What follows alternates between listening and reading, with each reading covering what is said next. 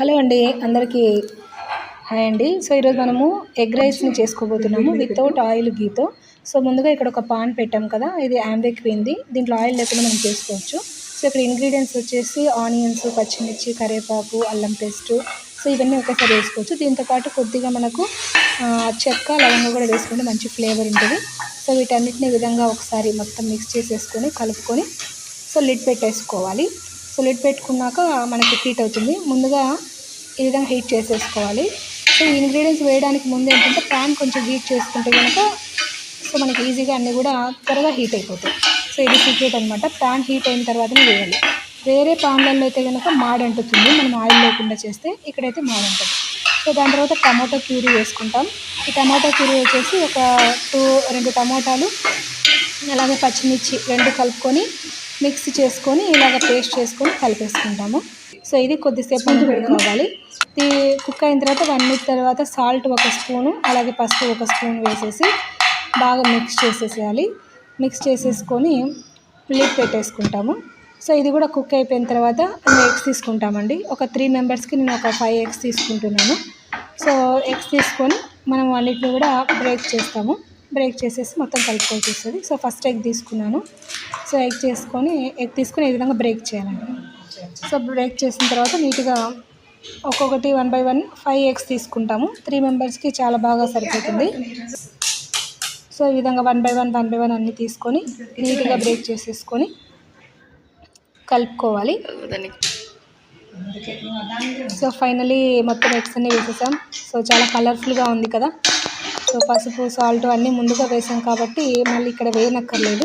So టమాటా paste వేసినప్పుడే వేసాం. So అన్నిటి ఒకసారి బాగా కలుపుకొని లిడ్ పెట్టుకొని ఇలా తీసేయాలి. ఒక 5 minutes కుక్ అయితే చాలండి, మొత్తం దగ్గరకు వచ్చేస్తుంది. సో ఎగ్ అంతా కూడా బాగా కుక్ అవుతుంది. సో అడుగు కూడా మనకు చూసుకుంటే ఎక్కడ ఆయిల్ లేకపోయినప్పుడు కూడా మాడంటడం అనేది జరగదు. ఎందుకంటే ప్యాన్ స్పెషాలిటీ అనమాట. ఇది యాంబే క్వీన్ కాబట్టి సో నీట్గా కుక్ అయిపోతుంది. సో క్లీన్ చేసుకోవడం కూడా చాలా ఈజీ. దీని తర్వాత కొద్దిగా ధనియాల పేస్ట్, 1 స్పూన్ కారం పొడి, గరం మసాలా పొడి అన్నీ కూడా వేసేసుకోవాలి. ఇక్కడ ఈ స్టేజ్లో ఉన్నప్పుడే కొద్దిగా ఎగ్స్ కొంచెం కుక్ అయిన తర్వాత ఒక 80% కుక్ అయ్యాక మిగతావన్నీ కలిపేసుకుంటాం. సో మొత్తం అంతా కలుపుకోవాలి. సో కొత్తిమీర లాస్ట్లో కొత్తిమీర కూడా వేసేసుకొని మొత్తం అన్నీ కలిపేయాలి.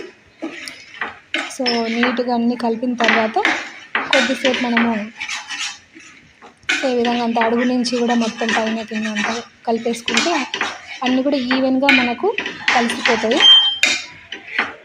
సో చాలా బాగా నీట్గా కలిసిపోయాయి కదా. సో ఈ విధంగా వచ్చిన తర్వాత సో వాటన్నిటిని మనం ఈ విధంగా కలుపుకున్నాము. సో మంచి స్ట్రక్చర్ అయితే వచ్చేసింది, అన్నీ బాగా కలిసిపోయాయి. ఫ్లేవర్ కూడా చాలా బాగా వస్తుంది. సో ఈ టైంలో మనం ఒక 3 మెంబర్స్కి ఎంతైతే కావాలో అంత రైస్ని తీసుకొని డైరెక్ట్గా కొద్దిసేపు చల్లారిన తర్వాత రైస్ని ఒక ప్లేట్లోకి తీసుకొని ముందుగా పక్కన పెట్టుకుని ఉంటాము. చల్లారిన తర్వాత ఈ ఎగ్ మొత్తం అంతా కలిసిన ఫ్రైలోకి వేసేస్తాం. లాస్ట్లో కొద్దిగా 1 నిమ్మకాయ మొత్తం కూడా పిండేసుకోవాలి.